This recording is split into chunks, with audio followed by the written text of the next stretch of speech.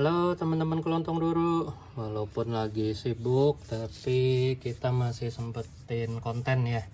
Walaupun belakangan di sela weekend kita biasanya beberes kebun nih udah makin penuh. Jadi sambil nyari ide konten, kebetulan kita pas lagi beres-beres nemu yang baru mekar.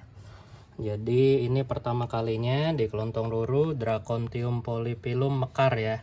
Seperti teman-teman lihat, kalau dulu kelontong ruru kan suka jual Dracontium SPP.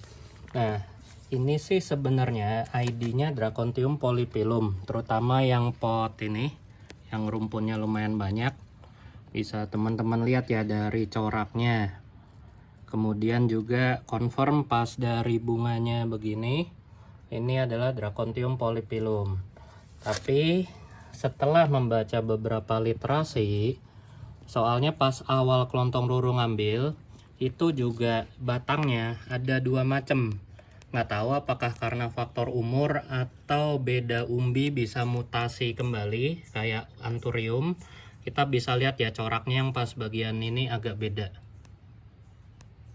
Kemudian juga kalau di dataran tinggi dia warnanya cenderung biru kayak coklat mint.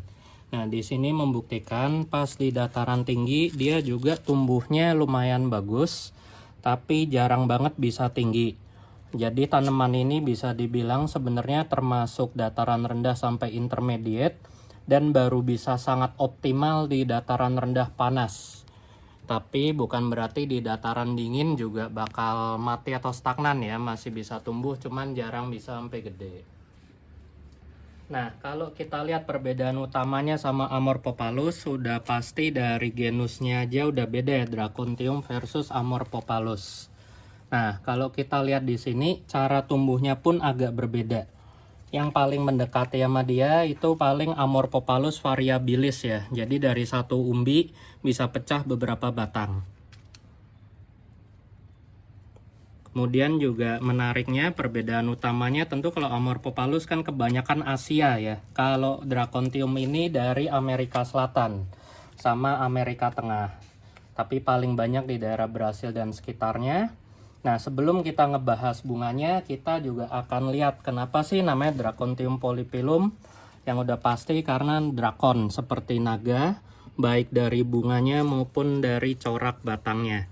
Perbedaannya dengan Amorphophallus pun batangnya dia lebih keras sama agak bergerigi. Nggak sampai berduri tapi ada gerigi kasarnya kalau teman-teman lihat. Kemudian juga daya tariknya yang lain, seperti namanya polypilum, multisuku atau filum. Kalau kita lihat sebenarnya itu juga sejarahnya masih belum jelas, tapi yang menarik buat kelontong ruru itu adalah daunnya ya. Jadi dari aneka fase tumbuhnya bisa kita lihat di sini pas masih kecil dia mirip kayak daun mudanya Philodendron atau Monstera. Kemudian pas udah agak nanggung kayak gini malah cenderung mirip kayak Syngonium, karakter daunnya sama pecahnya. Kemudian juga ada yang menarik lagi nih, kita bisa lihat tanaman ini mungkin namanya polypilum karena mirip dari berbagai suku sesuai nama. Kalau tadi kita udah lihat udah mirip Amorphophallus, mirip Syngonium, mirip Philo, bahkan ini di daun salah satu daun mudanya terjadi fenestrasi. Mirip kayak Monstera malahan, bisa kita lihat. Tuh. Bentuk daunnya Philo tapi punya fenestrasi kayak Monstera. Terus kalau teman-teman nanya atau penasaran doang ini putih-putih apa, kelontong ruru ngasih kalsium sama silika ya buat di semua daunnya. Kenapa? Soalnya semua mau bilangnya Amorphophallus, Dracontium ini dijemur full sun. Bener-bener tiada ampun ya full sunnya. Bisa dilihat nggak ada paranet di sana. Nah, kita bisa lihat nih dari pucuk-pucuknya. Ini juga yang membuat dia mendapat nama Dracontium. Pucuknya saat baru mekar kayak cakar naga atau tanduk-tanduknya naga. Nah, kelontong ruru sendiri sih sebenarnya penasaran, pengen nyoba di setek daun bisa apa enggak sih. Cuman sempet nyoba sekali gagal. Tapi kalau kita lihat karakternya yang bisa multi stem gini lebih bagus pisah umbi atau pisah batang, lebih cepet. Jadi daripada buang-buang waktu nyetek daun, mendingan kita misahanakan. Nah, kita bisa lihat nih di sini. Kemudian juga yang menarik kalau lihat ini ya, pas sudah mau mati, ini karakternya sama kayak Amorphophallus. Ini udah mau diprogram dorman nama dianya. Nah, kemudian kita juga si Dracontium ini relatif bandel banget, bisa kita lihat ya di tanah yang poros kayak gini pun mau. Tapi kita lihat nih di tanah yang bener-bener berlempung. Ini tanah Lembang pakainya. Bisa kita lihat tuh, bener-bener tanah ya, bukan soil mix. Malahan batangnya kokoh banget. Cuman ya, Kelontong Roro saranin tergantung perawatan teman-teman ya. Tolong disesuaikan, bukan berarti dia bisa mau di semua media. Nah, kita sekarang ke bunganya nih. Bunganya ini kalau kita lihat profilnya dulu ya. Udah kayak kukunya raptor bentuknya.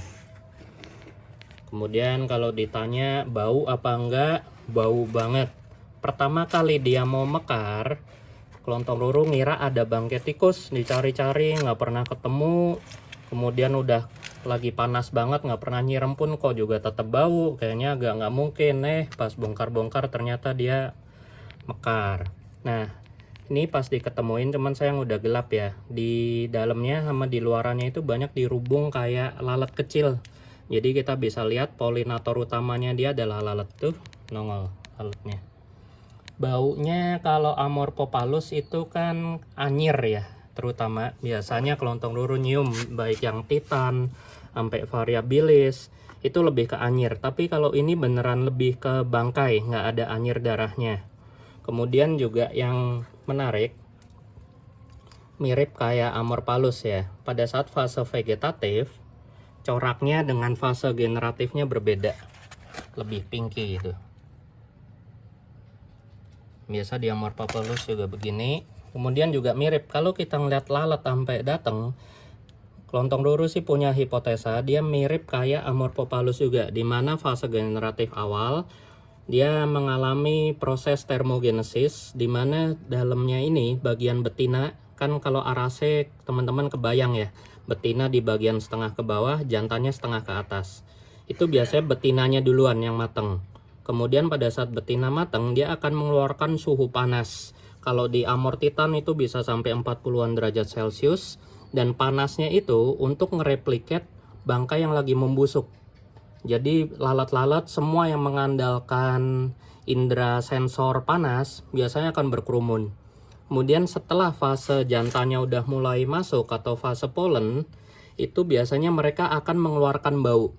Jadi di sini kita bisa lihat keunggulannya si Dracontium ini mirip kayak Amorphophallus. Dia mengandalkan dua fase yang menarik binatang pemburu bangkai yang mengandalkan sensor panas maupun bau.